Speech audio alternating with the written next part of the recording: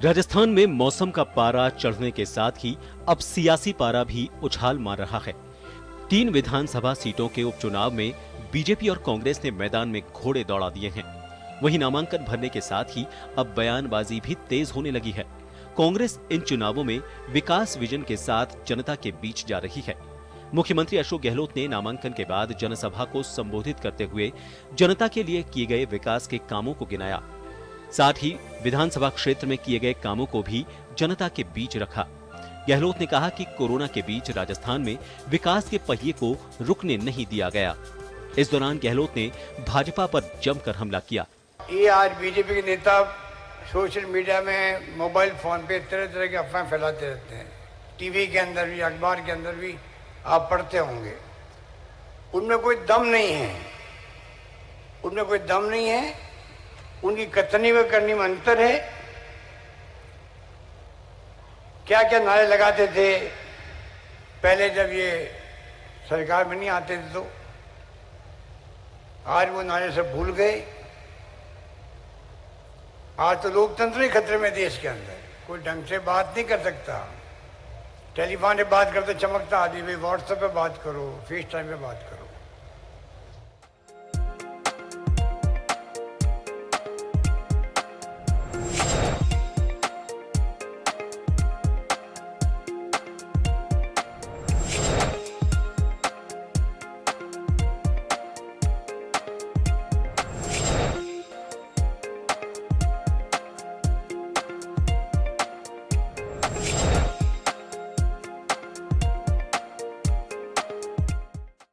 चुनावी रण में भाजपा भी पूरा दमखम लगा रही है।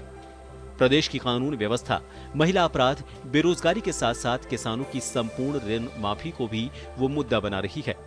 साथ ही प्रदेश की कांग्रेस सरकार के खिलाफ हल्ला भी बोला गया है। भाजपा प्रदेशाध्यक्ष डॉक्टर सतीश पूनिया ने उपचुनाव की तैयारी पहले से ही शुरू कर दी थी, जिसमें कार्यकर्ताओं को जिम्मेदारी देने से लेकर बूथ लेवल तक काम दिया गया। उधर इस बार पार्टी के मोर्चों को भी जिम्मेदारी दी गई। नामांकन भरवाने के बाद पूनिया ने राज्य सरकार के 2 साल के कामकाज पर हमला बोला और जनता से कांग्रेस को सबक सिखाने की अपील की। देखिए, दोनों बातें हैं कि इन्हीं तीनों क्षेत्रों में किसान भी रहते हैं जिनसे कर्जा माफी का वायदा हुआ था। इसी क्षेत्र में संविदा कर्मी भी रहते हैं जिनको नियमित करने का वायदा किया था। ये वही क्षेत्र हैं जहाँ कानून व्यवस्था बड़ी चुनौती है। लेकिन इसके साथ साथ वहाँ के लोकल इश्यूज भी हैं जो शिक्षा, स्वास्थ्य, पेयजल, सड़क, इन बातों से जुड़े हुए हैं। एक विचित्र सी बात थी कि 2.25 साल तक सरकार ने इन क्षेत्रों के लिए कोई घोषणा नहीं की और जब वहाँ के नेता दिवंगत हो गए तब सरकार को सुध हुई। तो मुझे लगता है कि सरकार इस मामले में कोशिश कर रही है कि वहाँ प्रशासनिक रुतबे से, सरकारी मशीनरी के दुरुपयोग से, अधिकारी और कर्मचारियों को डरा के, धमका के, पूंजी के प्रभाव से कोशिश करेगी। तीनों सीटों के चुनावी रण में यूं तो बगावती तेवर भी दिख रहे हैं, वहीं लोकतांत्रिक पार्टी भी हाथ आजमा रही है। लेकिन फिलहाल सीधा मुकाबला कांग्रेस और भाजपा के बीच बनता दिख रहा है। अब देखना होगा कि 3 सीटों के मुकाबले में जनता का मुद्दा विकास विजन होगा या फिर सिंपैथी वेव भी काम करेगी। ब्यूरो रिपोर्ट, जन टीवी, जयपुर।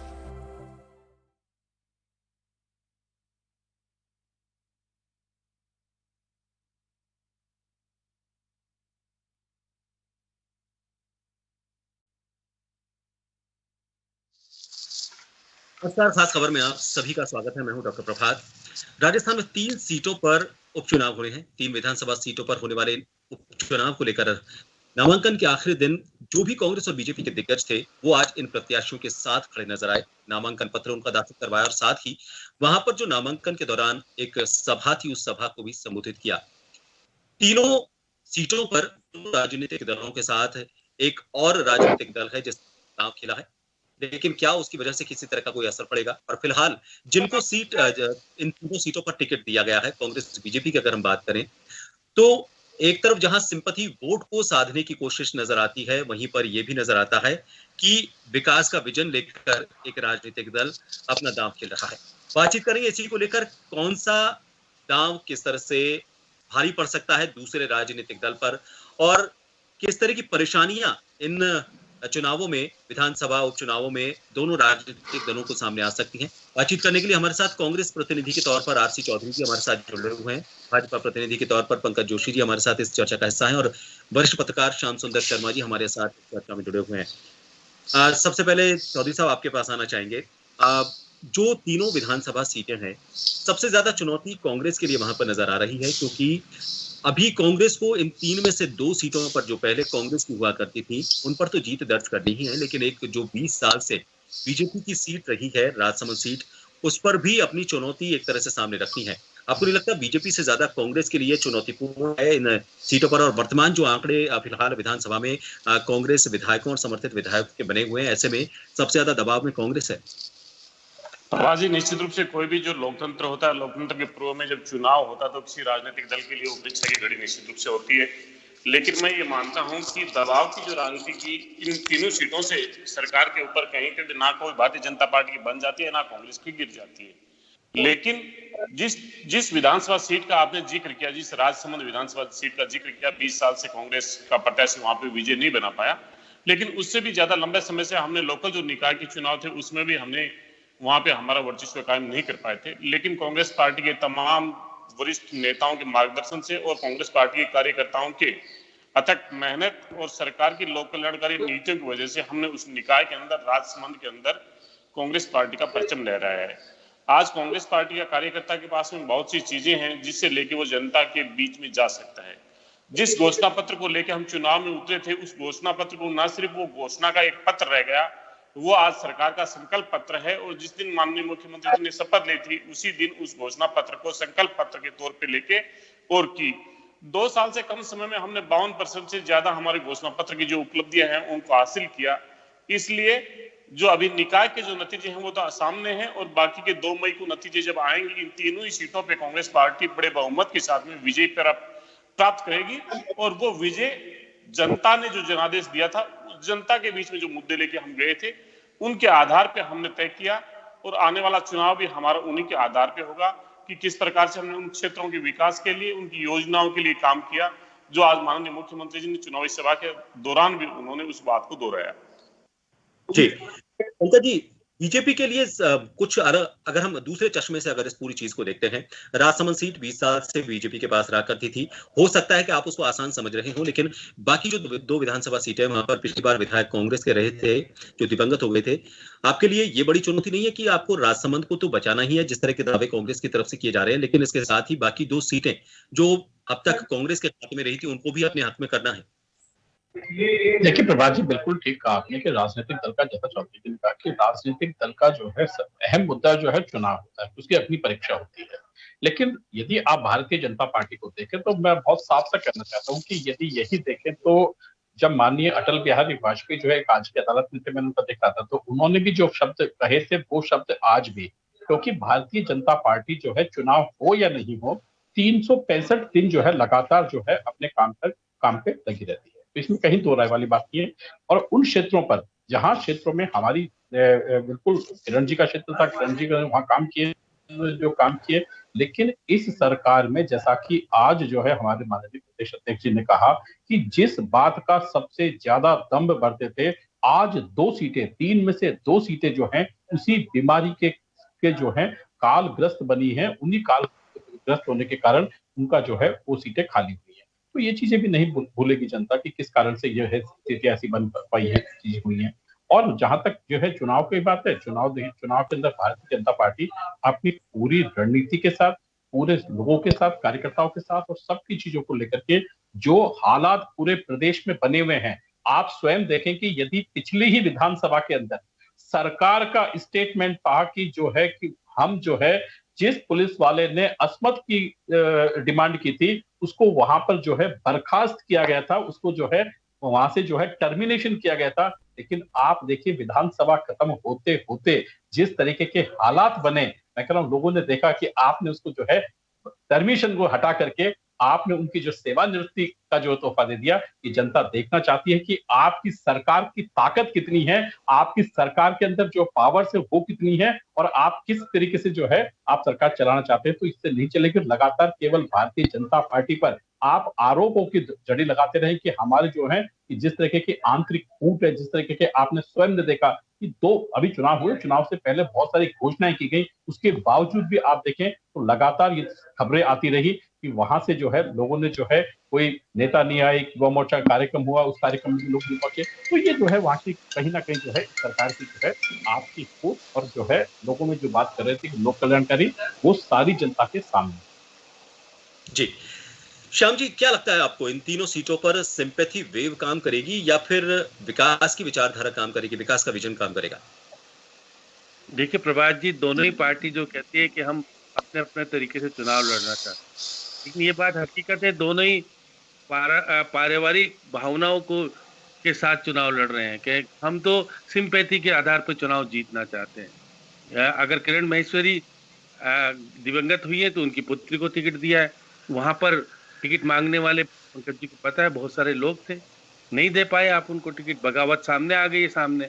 अब देखिए आज सोशल मीडिया पे आपको देखने को मिल रहा है कि वसुंधरा राजे के नाम पर इन्होंने पूरा शासन किया, पास उनकी फोटो गायब कर दी। उनको ये पता नहीं क्यों नहीं रखना चाहते। कोर कमेटी की बैठक हुई नहीं, टिकट का वितरण हो गया। टिकट का वितरण जिस प्रकार से होना था हुआ। अब टिकट का वितरण भी जिस प्रकार से हुआ, आप 16 दिन पहले 41 दिन पहले जिस कैंडिडेट को लाए थे, इस हिसाब के हम चुनाव लड़ाएंगे, वो 41 दिन आप उसको टिका नहीं पाए क्योंकि 30,000 वोट लेने वालों को आप टिकट नहीं दे पाए। आपने टिकट किसी और को दे दिया। बगावत है सामने। बगावत तो अब क्योंकि कांग्रेस ने एकता का संदेश तो देने का प्रयास किया कि सचिन पायलट को आप साथ लेके चले गए और कोशिश की कि भाई हम सब एक हैं, चाहे भले कुछ भी हो। और ये भी बात सही है कि इस जीत हार से ना तो सरकार जाने वाली है, ना सरकार का कोई ज्यादा प्रभाव पड़ने वाला है, लेकिन ये संदेश तो जरूर देगा चुनाव कि आपको आने वाला रुख किधर चल रहा है। मुख्यमंत्री जी ने तो आम सभा में कह ही दिया कि यदि हम जीत के आते हैं तो हम प्रशासनिक स्तर पर मजबूती के साथ काम कर पाएंगे, मतलब प्रशासन को हम कह पाएंगे कि पार्टी मजबूती के साथ काम कर रही है। तो उन्होंने ये तो संदेश देने का प्रयास किया कि जीतना जरूरी है, क्योंकि उनकी सरकार या उनके कामकाज का आंकलन कुछ स्तर तक तो होगा। अब आरसी सवती साहब जरूर कहेंगे कि हमारी सरकार का कामकाज, देखिए उन्होंने चुनाव से पहले इतनी जिस तादाद में बौछार की विकास के नाम पर, जो भी कुछ है ले लो लेकिन चुनाव जिता दो।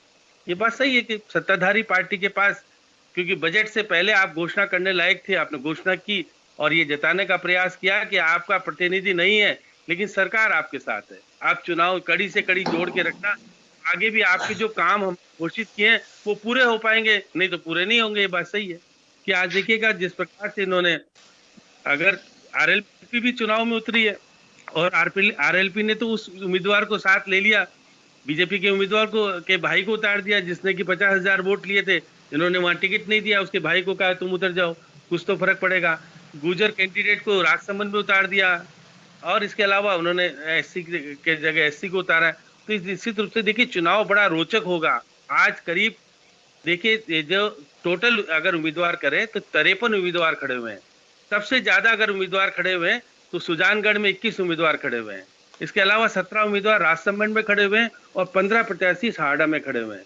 तो ये, और आप ये भी देखिएगा कि कुछ दिन तक अभी मनाने का प्रयोग चलेगा।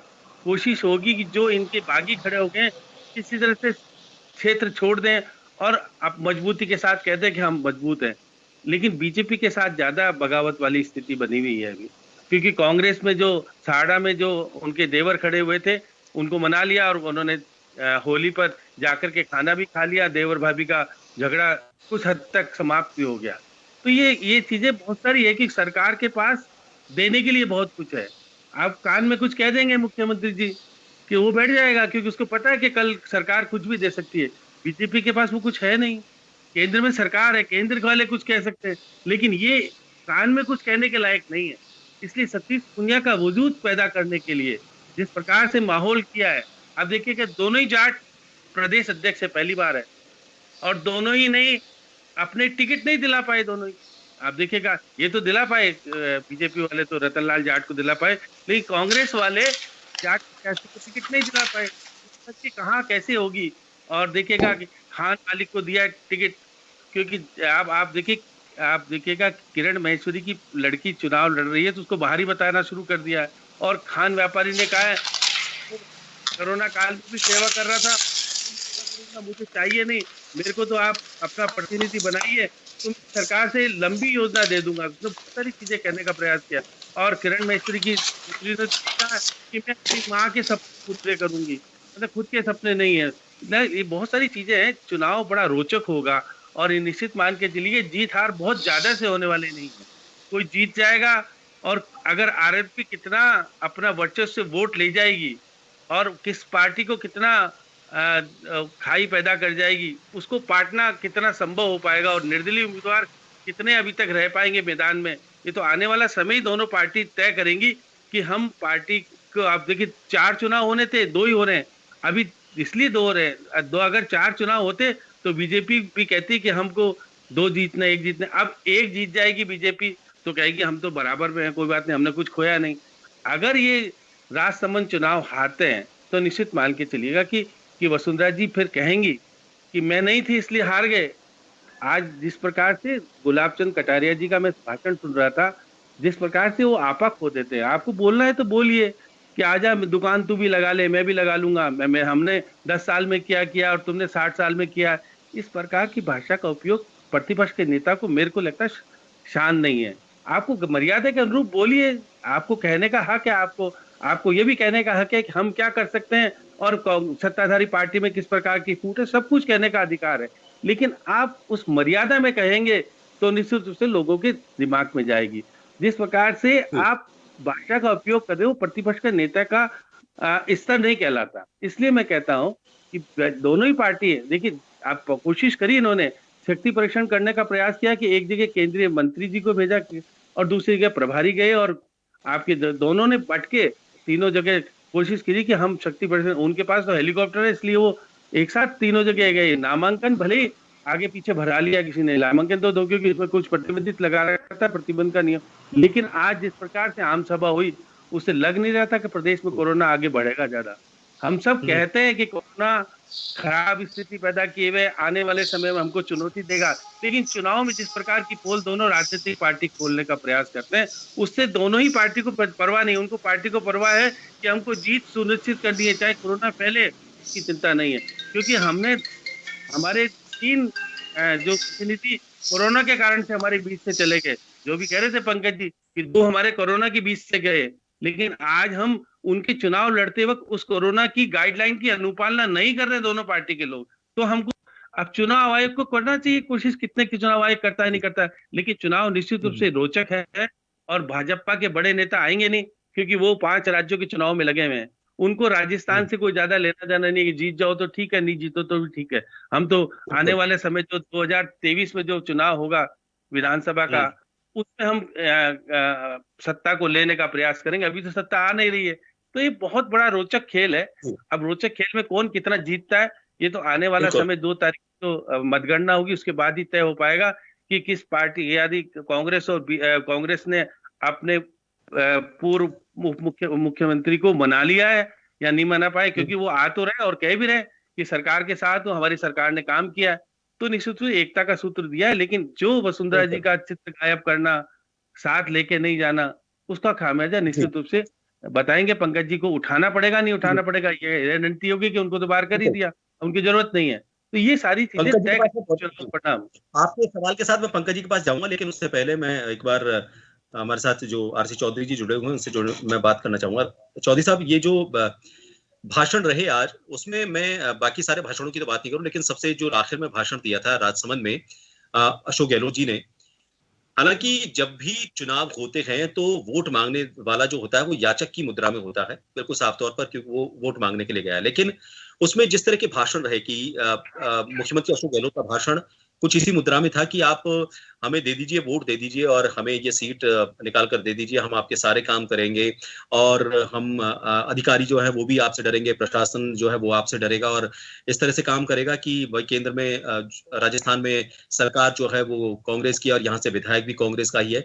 तो इस तरह की जो शैली रही, हालांकि बीजेपी में जिस तरह की शैली का इस्तेमाल किया गया आज कटारिया की तरफ से, उसको लेकर जोशी जी ज्यादा साफ तौर पर बता पाएंगे। लेकिन मुख्यमंत्री होने के नाते जो भाषण की एक अलग एक स्टेटस है, ये अलग लेवल होना चाहिए था, उससे काफी अलग, पहले कभी ऐसा भाषण सुना नहीं मुख्यमंत्री अशोक गहलोत का, तो ये एक डर बताता है, आपको नहीं लगता चौधरी जी? आपका माइक बंद है, कौन कीजिएगा। मुझसे ये अपना एक नजरिया है, अपना एक नजरिया, आपका एक नजरिया हो सकता है, लेकिन हम सदैव ये बात करते रहे हैं, भारतीय जनता पार्टी के नेता भी अक्सर इस बात को करते हैं कि कड़ी से कड़ी को जोड़िए, और जनता का जो जनादेश होता है निश्चित रूप से अफसरशाही पे इकबाल जनता का मजबूत करता है। जनता के अंदर जिस विचारधारा की एक लहर होती है तो उन्हें लगता है कि हमें इस रीति नीति को आगे बढ़ाना है, कार्यों को अंजाम देना है, उन्हें एक्टिवनेस लेके आनी होती है, उनकी स्थिरता कम हो जाती है। माननीय मुख्यमंत्री जी ने जिस बात का जिक्र किया, 20 साल से हम उस राजसमंद विधानसभा से परे हैं। राजसमंद के निश्चित रूप से अगर नुमाइंदा कोई आता है कांग्रेस पार्टी का बन के आए, चाहे कहीं पे भी आए, माननीय मुख्यमंत्री ने जब 4 महाविद्यालयों की घोषणा की तो कहीं कोई पक्षपात नहीं किया। हमने राजसमंद में भी माननीय जो पूर्व मंत्री थी, पूर्व भारतीय जनता पार्टी की नेता थी, उनके नाम से महाविद्यालय की घोषणा की। लेकिन एक कार्यकर्ताओं की हौसला अफजाई होती है, उससे अफसरशाही पे कहीं ना कहीं दबाव बनता है। इसलिए उन्होंने जो बात कही, उन्होंने जिस बात का जिक्र किया, और सरकार का भी इकबाल बढ़ता है। ये कहीं पे कोई अतिशोक्ति नहीं है अगर मैं कहूं कि हमारी सरकार पे तो कोई फर्क नहीं पड़ता, लेकिन जनता जब सरकार के साथ में खड़ी होती है तो उसकी जवाबदेही और बढ़ती है, ताकि वो जनता के प्रति समर्पित भाव से अपने कार्य को अंजाम दे सके।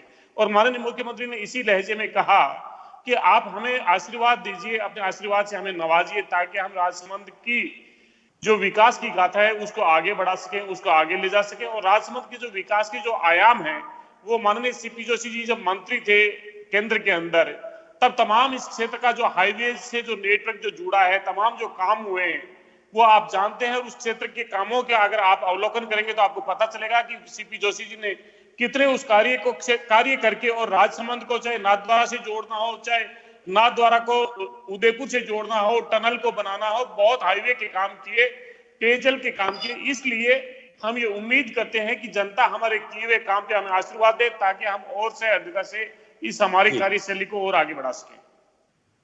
चलिए जोशी जी, अब मैं जो श्याम जी ने कहा कि बीजेपी में जो भीतरघात है उसका हम पढ़ सकता है, और ये नजर भी आया। कांग्रेस ने वास्तव में एक मैसेज देने की कोशिश की है।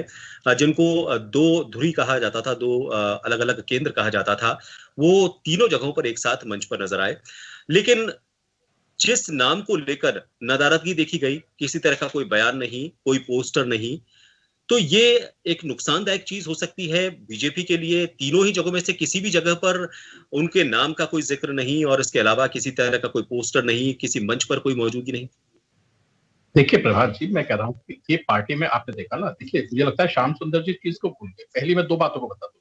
श्याम सुंदर जी को याद होगा कि भीलवाड़ा से चुनाव जो है सीपी जोशी जी ने क्यों नहीं लड़ा था, क्योंकि वो जो है उन्होंने एक सार्वजनिक रूप से कहा था कि हाँ, जो अभी पेयजल की बात कर रहे थे कि मैं जो है भीलवाड़ा के अंदर पानी जो है नहीं ला सका, ये मेरी जो है। वसुंधरा जी का जवाब दे दीजिए सर, आपने कैसे उनको मार्गदर्शक मंडल में भेज दिया? प्रश्न पूछ रहे हैं वो दे दीजिए। और वो तो निकले, अगर आप भीलवाड़ा का विकास किया तो मेमो को आज भी मांग कर रही है जो सीपी जोशी जी लेके आ रहे थे, आप मेमो को दे दीजिए। लेकिन आप दूसरों पे कमियां ढूंढने की बजाय आप खंड में बटी हुई भारतीय जनता पार्टी के वो दे दीजिए। क्या वजह भी आपकी मजबूरी हो सकती है कि वसुंधरा जी का आप कह पाए या नहीं कह पाए, ये मैं उसके लिए तो माफी चाहूंगा, क्योंकि आप एक मेरे साथी हैं, एक पार्टी के कार्यकर्ता हैं, लेकिन क्या बोल पाएंगे आपके लिए संकट भी हो सकता है, कल वो पावर भी आ सकती है, इसलिए आपकी दिक्कत भी हो सकती है। पता है बोल सकते हैं, क्योंकि माफी मांगने का कारण है, क्योंकि आपने देखा था 2009 में जो है वसुंधरा जी के अगेंस्ट में मातृ आयोग बनाया था, और जब मातृ आयोग बना था तो वो किस तरीके से खत्म हुआ। लेकिन 2013 में जो है इनके जो बड़े लोग थे ना, जिनको अब हाई कोर्ट से जो है परमिशन लेकर के जो है छूट देने की कोशिश की जा रही है, उनको जो है अंदर कर दिया बंद। इसलिए याद रखना, आपकी तो मजबूरी हो सकती है, लेकिन नहीं, मजबूरी आपकी है पंकज जी। आप पर्सन से बचना चाहते हैं, आप मुद्दों से बचना चाहते हैं, ये बता रहा है। ये भारतीय जनता पार्टी का चरित्र तो है ही है, लेकिन आपकी भी मजबूरी हो सकती है कि वसुंधरा जी को क्या मार्गदर्शक मंडल में भेज दिया, क्या 75 साल से ज्यादा हो गए, तो वो मजबूरी है। आप कॉन्क्रीट जवाब देते तो पता चलते, आप कटारिया जी के बयान पे जवाब देते तो पता चलता, लेकिन आपके लिए संकट की स्थिति हो गई, और मैं नहीं चाहता मेरा साथी संकट में रहे। आप चाहिए इधर उधर बोलिए, आप इधर उधर बोलिए, मैं बिल्कुल आपको इजाजत देता हूँ, क्योंकि एक बीजेपी के कार्यकर्ता को बचाना मेरी भी जिम्मेदारी है। आप किसी नेताओं से लड़ने कोई जरूरत नहीं, आप अपना वक्तव्य दीजिए जो आपको सूटेबल करता हो। आपके यहाँ पर जो है बताइए, आपके यहाँ से 2 फोटो जो है, चाहे वो अध्यक्ष रहे हो चाहे उपाध्यक्ष रहे हो, दोनों फोटो रही। लेकिन हमारे यहाँ आप मुझे बताइए कि नड्डा साहब से लेकर के जो जो अध्यक्ष राजनाथ सिंह जी रहे, मुझे बताइए किस किस की फोटो रहती है हमारे यहाँ? मुझे बताइए अमित शाह जी की फोटो क्यों थी? अमित शाह जी की फोटो क्यों थी? अमित शाह जी क्या है, पार्टी के अध्यक्ष है? अमित शाह की फोटो क्यों थी? क्यों थी अमित शाह की फोटो? क्यों थी? आप बता दीजिए, जवाब दे दीजिए। अमित शाह की, आप मुख्यमंत्री को नेता नहीं मानते, प्रदेश की नेता नहीं है वो। इसका मतलब तो यही है ना कि आप प्रदेश की नेता नहीं मानते मुख्यमंत्री को, जिसने 5 साल काम किया, जिसके कामों को लेके आपको जाना है। 5 साल आपने क्या काम किए थे, जिसके भ्रष्टाचार के कारण साहब को जेल में, तो आप नेता नहीं मानते उनको? नहीं मानते नेता। जिस वसुंधरा राजे ने राजस्थान के अंदर सबसे पहली बार पूर्ण बहुमत की भारतीय जनता पार्टी की सरकार बनाई, उसे नेता नहीं मानते आप। जिसने 163 सीटें लेके आए, उसको आप नेता नहीं मानते, उसको नेता स्वीकार नहीं करते। ये बता दीजिए आप। हम तो बड़ी खुशी होगी, हमें बड़ी खुशी होगी कि हमारा साथी इतना मादा रखता है कि वो कह सकता है कि वसुंधरा का यहाँ पे कोई वर्चस्व नहीं है। हम यहाँ पे व्यक्ति पे विश्वास नहीं करते, पार्टी का कार्यकर्ता तय करेगा। बोलिए ना, क्यों आए अमित शाह जी का पोस्टर? जेपी नड्डा से पहले क्यों अमित शाह की फोटो लग जाती है? किस पद से, किस हैसियत से आपने फोटो लगाई? राजनाथ जी का जिक्र किया आपने, लेकिन आप अमित शाह के सामने मौन हो जाते हैं, गौण हो जाते हैं। अरे भैया, वो तो मैं क्या कर रहा हूँ आपको, आपके जो लोग हैं वो आज आ रहे हैं गुजरात में, चले गए। अपनी बता दीजिए भाई साहब, आप तो अपनी बता दीजिए। आप हमारे लोगों की खंड खंड में खंडित भाजपा, दूसरों के टुकड़े करने वाली चूर चूर भाजपा, अपने नेताओं के अनादर करने वाली भाजपा, परिवारवाद और वंशवाद की चर्चा करने वाली भाजपा आज किस जगह पे खड़ी है? प्रदेश की जनता देख रही है और ढूंढ रही है तुमको ढूंढ रही है। आशीष चौधरी जी सहयोगियों से पूछ लीजिए, गुजरात गए थे या नहीं गए थे? अपने सहयोगियों से पूछिए। हमें तो सहयोगी से, हमारे सहयोगी हमारे साथ में कंधे से कंधा लगा के खड़े, हमारे सहयोगी खड़े, तुमको जवाब मिल रहा है, तुम्हारी अनैतिकता का जवाब मिल रहा है। और ये भी जनता देख रही है कि 30 करोड़ में एक एमएलए खरीदने वाले आज मतदाता को कितने में खरीदेंगे? दुनिया की सबसे अमीर पार्टी आज कितने रुपए देगी एक एक वोट खरीदने के लिए? जो दुनिया की सबसे बड़ी पार्टी होने का दावा करती थी, वो जनता में तो नहीं है, लेकिन पैसे में सबसे बड़ी है। तो आज वो याद कर रहा है वो 30 करोड़ रुपए का। कहाँ है वो आपके केंद्रीय मंत्री जी? वो आज उनका इंतजार कर रहे हैं, वो इंतजार कर रहे हैं, वो इंतजार कर रहे हैं, पूछ रहे हैं आपको। पंकज जी चौधरी जी, जोशी जी, मेरा जो सवाल था, मैं सीधा उसका जवाब चाह रहा हूँ। चलिए मान लीजिए पोस्टर वॉर की अपन हटा देते हैं बात, चलिए ठीक है, पोस्टर से किसी का भी जिक्र नहीं, लेकिन वो कहीं मंच पर उनकी किसी जगह मौजूदगी तो होती, क्योंकि आप अगर अपने पुराने किसी काम को गिनाने आएंगे, पिछला कार्यकाल उन्हीं का रहा है, तो आप फिर किसका कार्यकाल, किसका काम और किसका विजन सामने रखेंगे इस वक्त? देखिए, हमने फिर कहा ना आपको कि हमारा विजन, यदि आप देखें तो मैंने अभी आपको यही कहा कि आप यदि देखेंगे तो जब 13 दिन की सरकार के बाद एनडीटीवी जब उस पे जो है इंडिया टीवी के ऊपर जब बेसिकली रजत शर्मा जी ने जो अटल बिहारी वाजपेयी जी का जो आज की अदालत में कहा, उन्होंने क्या विजन दिया था?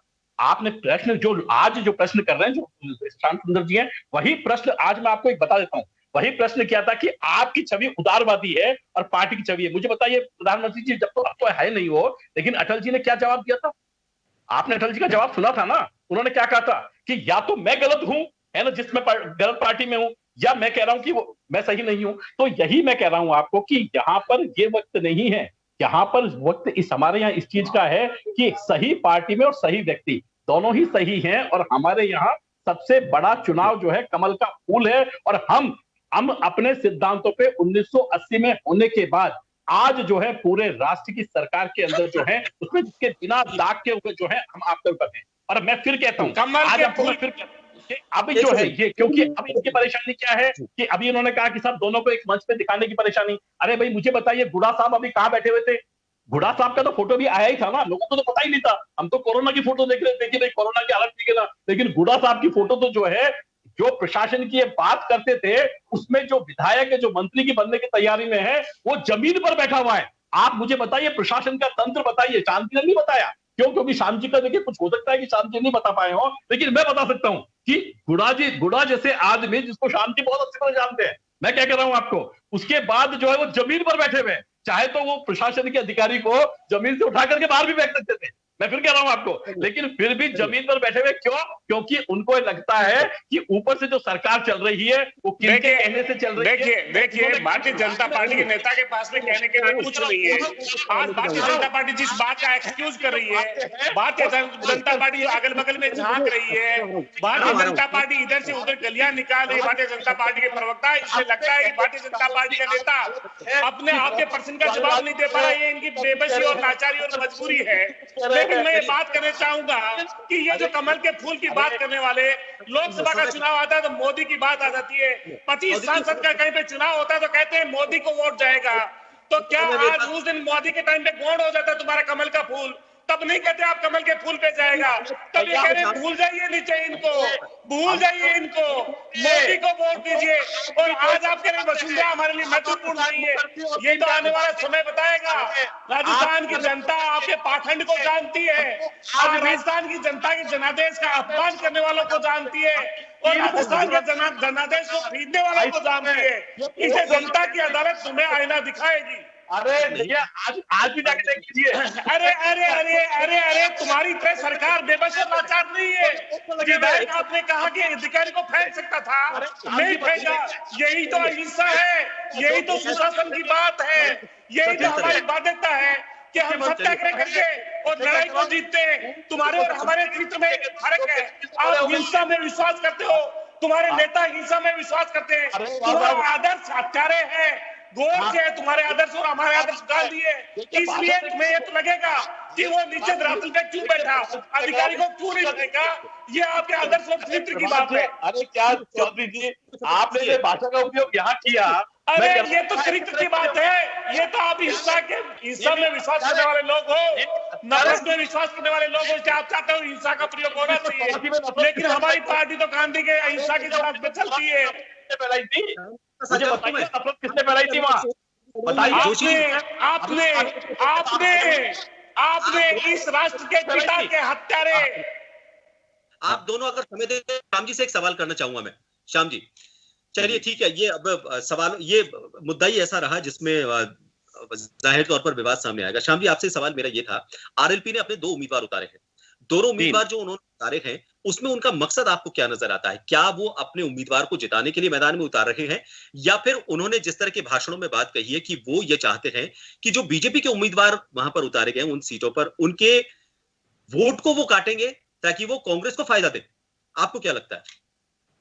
देखिए प्रभात जी, क्योंकि अभी तो चुनाव का शुरुआत है और उन्होंने निश्चित रूप से जातिगत आधार पर जो कुछ उतारे हैं, तो बीजेपी के बागी को उतारा है। बीजेपी के बागी अगर भाई को जो 50,000 वोट लेके गए थे और बीजेपी के उम्मीदवार थे सारडा से, अगर उनके भाई को चुनाव मैदान में उतारा है तो निश्चित रूप से वोट काटने के लिए उतारा है। पंकज जी इसके डिनाई नहीं कर सकते। अब आप देखिएगा जिस प्रकार से मैं बता रहा हूँ कि आप देखिए राजसमंद में भी पूर्व सांसद है हरिओम राठौड़, उनके पुत्र ट्राई कर रहे थे, उनको चाहिए था कि उनको भी स्थानीय मान करके टिकट दे दो, हमको नहीं दिया वहां पर। तो और वहां पर उन्होंने जिस प्रकार से प्रहलाद खटाना को चुनाव उतारा है, तो प्रहलाद चुनाव गुजर वोट कांग्रेस के हैं या बीजेपी के हैं, तो एक अलग अलग तरह का दोनों देखिएगा। बहुत सारी चीजें अभी तक हम ये कहने की स्थिति में नहीं है कि वोट कितने ले जाएंगे, आपका वजूद वाला कितना उम्मीदवार है। अगर केवल डमी कैंडिडेट के ऊपर कहीं उतार दिया है तो अलग बात है, लेकिन ये बात सही है। अब पंकज जी, क्योंकि पंकज जी नहीं बोल पा रहे हैं, ये बात सही है कि वसुंधरा जी या तो चुनाव से दूर इसलिए रहना चाहती हैं क्योंकि बीजेपी जीतेगी नहीं, तो इसलिए हार का उनके ऊपर दाग नहीं लगे वसुंधरा जी के ऊपर, इसलिए साइडलाइन रखे। कोर कमेटी की बैठक नहीं हुई। आप बताइए, कोर कमेटी की बैठक, कोर कमेटी बनाई किस लिए थी बीजेपी ने? इसलिए बनाई थी कि पार्टी में समन्वय बना रहे। टिकट का फैसला करेगी तो कोर कमेटी के कह रहे थे, लेकिन टिकट का फैसला अंदर से पता नहीं कहां से कैसे हुआ। कांग्रेस में भी स्थिति ये बनी कि देखिए जिस प्रकार की बातें हुई है कि निश्चित रूप से धरातल पे देखेंगे आप तो चुनाव बहुत रोचक है और बहुत सारा संदेश दे जाएगा। कांग्रेस ने कोशिश ये की कि सचिन पायलट को फिर से साथ ले लिया और सचिन पायलट चले गए साथ। ये एक उपलब्धि है कांग्रेस की निश्चित रूप से, उसमें निश्चित रूप से आपके मतदाता जाएगा, सकारात्मक रूप जाएगा। नहीं बीजेपी वाले अपने क्यों नहीं ला पाए और या खुद आई नहीं, ये तो पंकज जी अंतर की बात जानते हैं, ये बता सकते हैं, लेकिन पार्टी को नुकसान जरूर होने वाला है उससे। और ये बात सही है कि जिस प्रकार से आपने पूर्व खान राज्य मंत्री जी है, उनको टिकट दिया है, वो चुनाव भी जीते हैं वहां से, लेकिन उन्होंने उनके पुत्र को देकर के, उनके पुत्र ने कहा कि जिस प्रकार से उनके पिता के रात भर दरवाजे खुले रहते थे, आम जनता के लिए मैं साथ रहूंगा, सरकार ने बहुत सारी घोषणाएं की है। ये बात सही है कि चौधरी जी सही कह रहे थे कि मुख्यमंत्री जी ने कह दिया है, मैंने इतनी घोषणाएं की है, अगर पूरी करानी हो तो पार्टी को जिता देना, नहीं तो फिर कोई बात नहीं, हमने चलिए, घोषणा नहीं तो पूरी नहीं करेंगे। ये चीजें हैं, सरकार के साथ बहुत सारी वक्त वाली चीजें भी है। चलिए, बहुत बहुत धन्यवाद, आपने समय दिया तीनों का। लेकिन ये बात बिल्कुल सही है कि ये सिर्फ 3 सीटों का विधानसभा सीटों का उपचुनाव नहीं है, ये कांग्रेस और बीजेपी के जो वर्तमान आंकड़े हैं उनके साथ और भी कई चुनौतियों और आने वाले भविष्य का एक संकेत देकर जाएगा। आने वाले भविष्य में विधानसभा चुनावों को लेकर क्या जमीन तैयार हो सकती है, कौन से मुद्दे काम करेंगे और किस तरह से दोनों राजनीतिक दलों को काम करना होगा, उसके लिए भी एक संदेश देकर जाएगा। आप तीनों मेहमानों का बहुत बहुत शुक्रिया हमसे जुड़ने के लिए। खास खबर में आज के लिए इतना ही, मुझे भी दीजिए इजाजत, नमस्कार।